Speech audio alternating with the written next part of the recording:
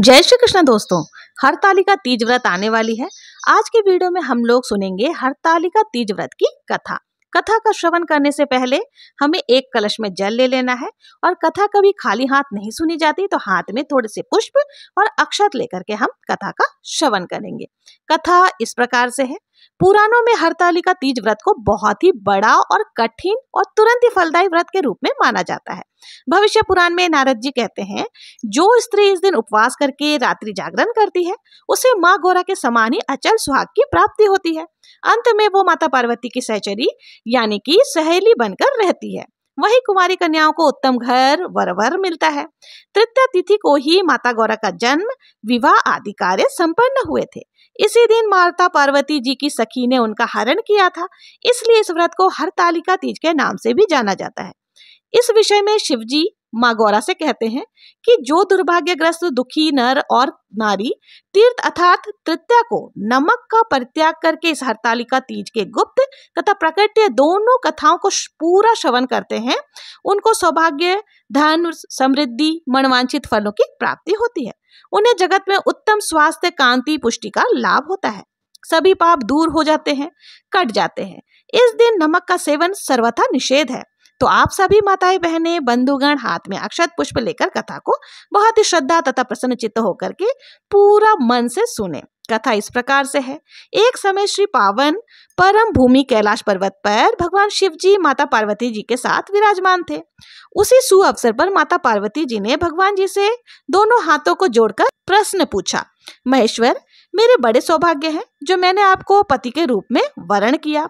क्या मैं जान सकती हूँ कि मैंने वो कौन सा पुण्य अर्जन किया था जो आप मुझे प्राप्त हुए? वो गुप्त से गुप्त वार्ता कहिए जो सबके लिए सभी धर्मों से भी सरल और महान फल को देने वाला हो। हे नाथ, यदि आप भली भांति प्रसन्न हो तो आप उसे मेरे सम्मुख प्रकट कीजिए। हे भोलेनाथ, आप आदि, मध्य और अंत रहित हैं। आपकी माया का कोई पार नहीं है। आपको मैंने कैसे प्राप्त किया? कौन से व्रत, तप या दान के पुण्य फल से मैं आपको पत्नी के रूप में प्राप्त हुई? प्रभु, इस व्रत को मैंने कैसे किया था? आप वो सब कुछ मुझे सुनने की इच्छा है। सो प्रभु कृपा करके कहिए। तब महादेव जी ने कहा, हे देवी सुनो, मैं तुम्हारे सम्मुख उस व्रत को कहता हूँ। हे प्रिय, जिस व्रत के प्रभाव से तुमने मेरा आधा आसन प्राप्त किया है, जो परम गुप्त है, जिसे तारागणों में चंद्रमा, ग्रहों में सूर्य, वर्णों में ब्राह्मण, देवताओं में गंगा, पुराणों में महाभारत, वेदों में खास इंद्रियों में और वेद में पुराण का जो सर्वस्व है, उसका वर्णन आगमन ग्रंथों में आया है। हे प्रिया, उसी का मैं तुमसे वर्णन करता हूँ। उसे तुम एकाग्र मन से सुनो। भाद्रपद माह के शुक्ल पक्ष की हस्त नक्षत्र सुवर्त युक्त तृतीया तिथि के दिन इस व्रत का अनुष्ठान करने मात्र से सभी कामनाओं को पाया जा सकता है। देवी सुनो, तुमने हिमालय पर्वत पर इसी महान व्रत को किया था जो मैं तुम्हें सुनाता हूँ। शंकर जी ने कहा, आर्यव्रत में हिमालय नामक एक महान पर्वत है, जहाँ अनेक सिंह, अनेक प्रकार के वृक्षों में सुशोभित, अनेक पक्षियों से गुंजित, अनेक मृग से सेवित हैं, जहाँ देवी देवता, गंधर्व, सिद्ध, चरण और सुहाग घूमते हैं, जहाँ सदा प्रसन्न रहने वाले गीत गान में तत्पर गंधर्व विचरण करते हैं, जो सदैव बर्फ से ढका हुआ है तथा गंगा की कलकल ध्वनि से सप्ताह मान रहता है। हे पार्वती, तुमने बाल्यावस्था में उसी स्थान पर तप करते हुए 12 वर्षों तक अग्नि में रहकर धुएं का पान करते हुए अधोमुख होकर तप किया था। मेरे लिए 64 वर्षों तक पके हुए फल तथा पत्ते खाकर मेरी आराधना की थी। तुम्हारे उस कष्ट को देखकर तुम्हारे पिता बारंबार दुखी और चिंतित हुए कि मैं इस कन्या का विवाह किससे करूं। इस चिंता में तुम्हारे पिता बैठे हुए थे कि एक दिन नारद मुनि वहां पर आए और तुम्हारे पिता हिमालय ने देवश्री नारद को सम्मान सहित बिठाया। हिमालय ने कहा, हे मुनीश्वर, आपके दर्शन से आज मेरा जन्म सफल हो गया। आज मेरे सभी कर्म सफल हो गए, जिससे मैं बहुत ही दुखी था। वो चिंता मेरी दूर हो गई। हे मुनीश्वर, ये कन्या मैं किसे दूं, ये मुझे कृपा करके बताएं। तब नारद मुनि बोले, गिरिराज, मैं भगवान विष्णु के द्वारा भेजा हुआ यहाँ आया हूँ। आप मेरी बातों को सुनो और आप अपनी कन्या को उत्तम वर का दान करें। ब्रह्मा, इंद्र, शिव आदि देवताओं में भगवान विष्णु के समान कोई उत्तम नहीं है, इसलिए मेरे मन से तो आप अपनी कन्या का दान भगवान विष्णु को ही करें। हिमालय बोले, यदि भगवान वासुदेव स्वयं ही मेरी कन्या को ग्रहण करना चाहते हैं तो इससे गौरव वाली बात क्या हो सकती है। मैं अवश्य ही अपनी कन्या उन्हें दूंगा। हिमालय का यह आश्वासन सुनते ही देवर्षि नारद आकाश में अंतर्धान हो गए। नारद जी भगवान विष्णु के पास पहुंचे और हाथ जोड़कर भगवान विष्णु से कहा, प्रभु आपका विवाह कार्य निश्चित हो गया है। इधर हिमालय ने प्रसन्नतापूर्वक पार्वती जी से जाकर कहा, हे पार्वती, हे पुत्री, तुमको मैंने भगवान विष्णु को अर्पण कर दिया। पिता की इन बातों को सुनते ही पार्वती अपनी सहेली के पास गई और पृथ्वी पर गिरकर अत्यंत दुखी होकर विलाप करने लगी। उनके विलाप को देखकर सखी बोली, हे देवी, तुम्हारे विलाप का क्या कारण है? तुम क्यों इतना दुखी हो? मुझे बताओ, मैं अवश्य ही तुम्हारी इच्छा को पूर्ण करने की कोशिश करूंगी। पार्वती बोली, सखा सुन, जो मन की अभिलाषा है वो मैं तुम्हें बताती हूँ। मैं महादेव शिव का वरण करना चाहती हूँ। मैं उन्हें पति के रूप में पाना चाहती हूँ। मेरे इस कार्य को पिताश्री बिगाड़ना चाहते हैं, इसलिए मैं निसंदेह शरीर का त्याग कर दूंगी। पार्वती जी के ऐसे वचन सुनकर सखी ने कहा, हे देवी प्रांता आंगना, यह किसी समस्या का हल नहीं है। चलो मैं तुम्हें वहां ले चलती हूँ जहाँ तुम्हारे पिता तुम्हारे पास नहीं पहुंच पाएंगे। देवी, जिस वन को तुम्हारे पिता ने कभी नहीं देखा हो, तुम वहां पर चले जाओ। वहां तुम एकाग्रचित होकर भगवान शिव जी की आराधना करो तो तुम्हें वो पति के रूप में अवश्य ही प्राप्त होंगे। आगे भगवान शंकर कहते हैं कि जब पार्वती तुम अपने सखी के वचन सुनकर ऐसे ही वन में चली गई, पिता हिमालय ने तुमको घर में ना पाकर बहुत तुमको ढूंढा, परंतु तुम घर पे कहीं नहीं मिली। तो उनको लगा कि मेरी पुत्री को कोई देव या मानव या किन्नर हरण करके ले गया है। मैंने मुनि नारद को वचन दिया था, मैं अपनी पुत्री का विवाह भगवान विष्णु के साथ करूंगा। हाय, अब मेरा क्या होगा? मेरे वचन कैसे पूरे होंगे? ऐसा सोचकर तुम्हारे पिता बहुत ही चिंतित रहने लगे और मूर्छित हो गए। तब सभी जगह हाहाकार करते हुए दौड़े। मूर्छा दूर होने पर गिरिराज से बोले कि हमें अपने आप मूर्छा का कारण बताओ। तब हिमालय ने बताया कि मेरे दुख का कारण यह है कि मेरी रत्न रूपी कन्या को कोई हरण करके ले गया है, या तो सांप ने डस लिया है, वो ना जाने कहाँ चली गई है। इस प्रकार कहकर गिरिराज दुखी होकर ऐसे कांपने लगे जैसे तीव्र वायु के चलने पर कोई वृक्ष कांपता है। तत्पश्चात पार्वती तुम्हें साथियों के साथ गिरिराज घने जंगलों में ढूंढने निकल पड़े। जंगली और हिंसक जानवरों के कारण वो वन और बहुत ही ज्यादा भयानक प्रतीत होता था। तुम भी अपने सखियों के साथ वन में घूमती हुई वन के नदी के तट पर एक गुफा में पहुंची। उस गुफा में तुम अपने सखी के साथ प्रवेश कर गई, जहां तुम अन्न जल त्याग कर बालू का शिवलिंग बनाकर मेरी आराधना करती रही। उस समय में भाद्रपद मास के हस्त नक्षत्र युक्त तृतीया तिथि का दिन था। तुमने मेरा विधिवत पूजन अर्चन किया, रात्रि को गीत गायन करके जागरण किया। तुम्हारे उस महाव्रत के प्रभाव से मेरा आसन डोलने लगा। मैं उसी स्थान पर पहुंच गया जहां पर तुम और तुम्हारी दोनों सखियां थी। मैंने आकर तुमसे कहा कि हे बद्रे, मैं तुमसे प्रसन्न हूँ, तुम मुझसे वरदान मांगो। तब तुमने कहा, हे महादेव, यदि आप मुझ पर प्रसन्न हैं तो मुझे अपनी पत्नी के रूप में स्वीकार करें। तब मैंने तथास्तु कहा और कैलाश पर्वत पर चला गया। सुबह होते ही तुमने मेरे उस बालू की प्रतिमा को नदी में विसर्जन कराया और वहां तुमने अपने सखियों सहित व्रत का पारण किया। इतने में तुम्हारे पिता हिमराज भी तुम्हें ढूंढते ढूंढते उसी वन में आ पहुंचे। उस समय उन्होंने 2 कन्या को नदी के तट पर देखा। वो तुम्हारे पास आए और तुम्हें देखकर हृदय से लगाकर रोने लगे।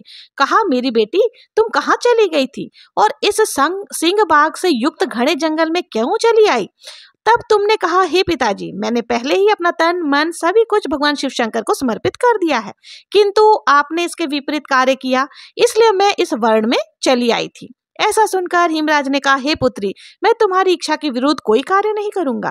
तब वो तुम्हें लेकर घर गए और तुम्हारा विवाह मेरे साथ करवा दिया। हे प्रिय, उसी व्रत के प्रभाव से तुमको मेरा आधा आसन प्राप्त हुआ है। इस व्रत के राज को मैंने किसी के सम्मुख वर्णन नहीं किया है। हे देवी, तुमको सखी हरण करके ले गई थी, इसलिए इस व्रत का नाम हरितालिका पड़ा। पार्वती जी बोली, स्वामी, आपने इस प्रकार का नाम तो बता दिया, किंतु आपने मुझसे हरितालिका के उस गुप्त कथा को नहीं सुनाया जिसे वारा भगवान ने धरती माता को सुनाया था। तब शिव जी बोले, हे देवी, सुनो, जो वारा भगवान ने धरती माता से कहानी कही थी वो मैं तुझे सुना रहा हूँ। एक बार की बात है, मुनीश्वर महातप राजा मानधाता से कह रहे थे, हे राजन, ये उस समय की बात है जब कैलाश पर्वत पर देवादिदेव महादेव निवास किया करते थे। उसी समय गौरी देवी को सहसा वो प्रसंग स्मरण हुआ जब पिता दक्ष से महादेव के साथ बैर हुआ था। यह सोचकर सहस्त्री उनके मन में रोष का भाव उत्पन्न हो गया। वो सोचने लगी कि मेरे पिता दक्ष ने इस देवादिदेव यज्ञ में भाग न देकर कितना बड़ा अपराध किया था। जिसके फलस्वरूप मेरे पिता का यज्ञ के निमित्त बनाया गया यज्ञशाला का विध्वंस करना पड़ा। अतः शिव के अपराधी पिता से उत्पन्न शरीर का मुझे त्याग कर देना चाहिए और तपस्या द्वारा इन महेश्वर की आराधना करके दूसरा जन्म ग्रहण कर अर्धांगिनी बनकर मुझे उन्हें प्राप्त करना चाहिए। पिता दक्ष ने तो बांध वंचित प्रेम का लेश भी नहीं रहा, अतः अब उनके घर में मेरा जाना भी नहीं हो सकता। इस प्रकार भली भांति विचार करके परम सुंदरी गौरी ने तप करने के उद्देश्य से गिरिराज हिमालय पर जाकर दीर्घ काल तक तपस्या करके उन्होंने अपने शरीर को सुखा डाला। फिर योगा अग्नि के द्वारा अपने शरीर को दर्व करके पर्वतराज हिमालय की पुत्री के रूप में प्रकट हुई और उमा तथा महाकाली आदि नामों से अवतरित होकर वे अवतरण हुई। फिर भगवान रुद्र मुझे पति के रूप में प्राप्त हो, इस संकल्प से त्रिलोचन भगवान शंकर का स्मरण करते हुए उन्होंने पुनः कठोर तपस्या आरंभ कर दी। इस प्रकार जब गिरिराज हिमालय पर दीर्घ काल तक तप द्वारा उन्होंने आराधना की, तब ब्राह्मण का भेष करके भगवान शिव वहां पर आए और उस समय वहां पर इस प्रकार से आए कि उन्होंने अपना शरीर बहुत ज्यादा वृद्ध बना लिया और उनसे उनके सारे अंग शिथिल हो रहे थे। साथ ही वो पग पर गिरते जा रहे थे। गिरते पड़ते हुए बड़ी ही कठिनाई से वो पार्वती जी के पास पहुंचे और बोले, भद्रे, मैं अत्यंत भूखा ब्राह्मण हूँ, मुझे कुछ खाने को दे दो। इस प्रकार कहने पर परम कल्याणमयी उमा ने उस ब्राह्मण से कहा, मैं आपको भोजन और फल देती हूँ, आप यथाशीघ्र स्नान कर लें। ऐसा कहकर उन्होंने भोजन लाने के लिए चली गई। इधर देवता जाकर स्नान करने लगे। ब्राह्मण देवता पास की ही बहती हुई गंगा जल में स्नान करने के लिए उतरे ही थे कि उस ब्राह्मण देशधारी भगवान शिव ने सोचा कि क्यों ना कोई ऐसी लीला रची जाए जो कि माता पार्वती के सम्मुख हो। और ऐसा सोचकर भगवान शिव ने स्नान करते समय एक भयानक मगर का वेश धारण कर लिया। उस ब्राह्मण रूपी यानी कि अपना ही पैर पकड़ लिया। फिर पार्वती जी को यह लीला दिखाते हुए अपने बचाव के लिए पुकारने लगे, बचाओ बचाओ, मैं भारी विपत्ति में हूँ और इस मगर ने तो मेरे प्राण को हर ही लेगा अगर कोई मुझे बचाने ना आया तो, इसलिए मेरे प्राणों की रक्षा करें। इस प्रकार से वो ब्राह्मण आवाज लगाने लगा। ऐसा सुनने पर पार्वती जी ने सोचा कि गिरिराज हिमालय तो मेरे पिता है, मैं उनके पितृभाव से स्पर्श करती हूँ। भगवान शंकर जो है वो मेरे पति हैं, उनको मैं पति के भाव से स्पर्श करती हूँ, लेकिन मैं तपस्विनी कैसे इस ब्राह्मण देवता को स्पर्श करूं, कैसे इसे बचाऊं। परंतु उस समय जल में मगर द्वारा पकड़े जाने पर यदि मैं उन्हें नहीं बचाती तो निसंदेह मुझे ब्रह्म हत्या का दोष लग जाएगा। दूसरी बात यह है कि अन्य धर्म जनित त्रुटियों का प्रातः शोध संभव है, लेकिन इस ब्रह्म हत्या का तो कोई शोधन भी नहीं है और कोई प्रायश्चित भी नहीं है। इस प्रकार सोचते हुए वो तुरंत ब्राह्मण का हाथ जाकर के पकड़ लेती है और उसे जल से बाहर खींचने लगती है। इतने में उसने क्या देखा कि जिनके भस्मीभूत होकर भाव शंकर के लिए वो आराधना कर रही थी, जिनके लिए वो तपस्या कर रही थी, वो स्वयं शंकर जी ही का हाथ पकड़ करके खड़ी थी। इस प्रकार उन्हें देखकर वो लज्जित हो गई और पूर्व समय का त्याग करके उन्हें स्मरण हुआ। अत्यंत लाज के कारण उस परम सुंदरी उमा के मुख से भगवान शंकर के प्रति कोई वचन ही नहीं निकल रहे थे, वह बिल्कुल मौन हो गई थी। इस पर भगवान रुद्र मुस्कुराते हुए कहने लगे, भद्रे, तुम मेरा हाथ पकड़ चुकी हो, अब मेरा त्याग करना तुम्हारे लिए उपयुक्त नहीं है। कल्याणी, तुम यदि मेरा पानी ग्रहण निष्फल कर दोगी तो मुझे अब अपने भोजन के लिए ब्रह्मपुत्री सरस्वती से कहना पड़ेगा।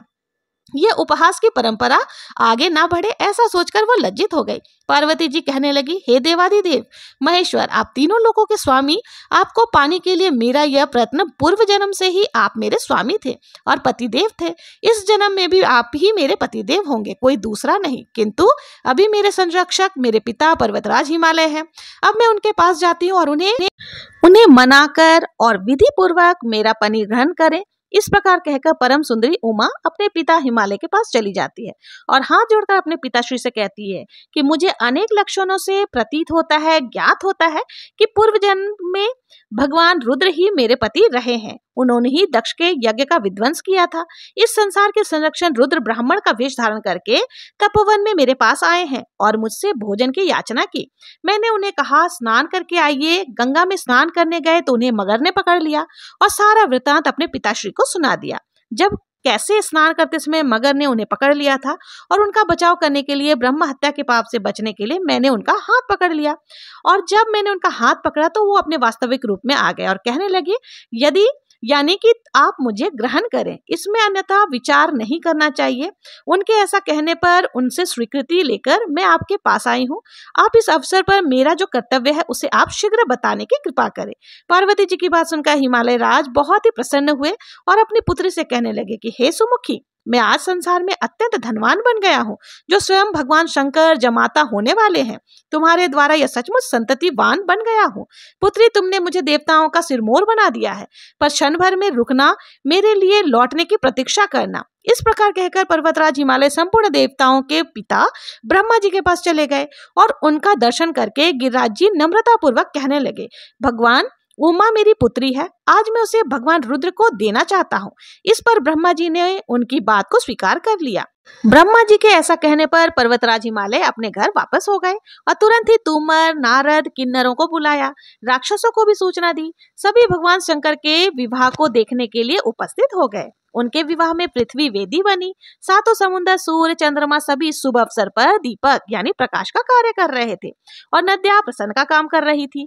जब इस प्रकार व्यवस्था हो गई तब गिरिराज जी ने भगवान शंकर के पास बुलावा भेजा और उनकी स्वीकृति से विधि पूर्वक उमा का परिग्रहण उस समय भगवान शंकर के साथ हो गया। उस विवाह महोत्सव में लोक पिता ब्रह्मा जी भी स्वयं ब्राह्मण के स्थान पर विराजमान थे। उन्होंने प्रसन्न होकर कहा, पुत्री, तुम जैसी पत्नी और शिव शंकर जैसे पति के रूप में सुलभ हो, इसलिए भगवान शंकर और भगवती उमा एक साथ बैठे हैं। उसके बाद वारा जी कहते हैं, हे रुद्र और गौरी का विवाह, यह सारा प्रसंग राजा प्रजापालक के पूछने पर परम तपस्वी ऋषि ने जैसा सुनाया था वैसा संपूर्ण वृतांत मैंने तुम्हें सुना दिया। हे देवी गौरी, विवाह के समस्त कार्य तृतीया तिथि को होने के कारण सारे जो कार्य है वो तृतीया तिथि को संपन्न हुए थे, इसलिए इस तृतीया तिथि को हरतालिका तीज का व्रत किया जाता है।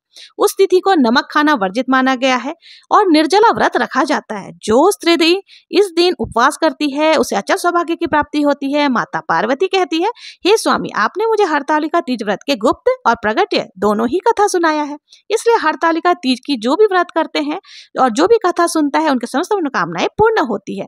तो ये थी हरतालिका तीज व्रत की कथा। इसका श्रवण आपको जरूर से करना चाहिए और जो भी इस कथा को सुनता है उन्हें जरूर से और या सुनाता है तो प्रेम से बोलिए, ओम नमः पार्वते पतये हर हर महादेव की जय। हे भगवान शिव शंकर, हे माता पार्वती, इस कथा को कहते, सुनते और हुकारा भरने वाले पर भी और उनके समस्त मनोकामनाओं को भी जरूर से उन भक्तों का कल्याण करना, सभी माताओं और बहनों का यह हरतालिका तीज का व्रत सफल करना। बोलो ओम नमः शिवाय, जय माता पार्वती। तो यह थी तीज व्रत की कथा। आशा है आप लोगों को तीज व्रत की कथा पसंद आई होगी। अगर पसंद आई हो तो प्लीज कमेंट में हर हर महादेव जरूर से लिखें और मेरे चैनल पर पहली बार विजिट किया है तो मेरे चैनल को सब्सक्राइब भी जरूर से करें। मिलते हैं नेक्स्ट वीडियो में किसी और कथा के साथ। तब तक के लिए हर हर महादेव, जय माता पार्वती। बोलो गणेश जी महाराज की जय।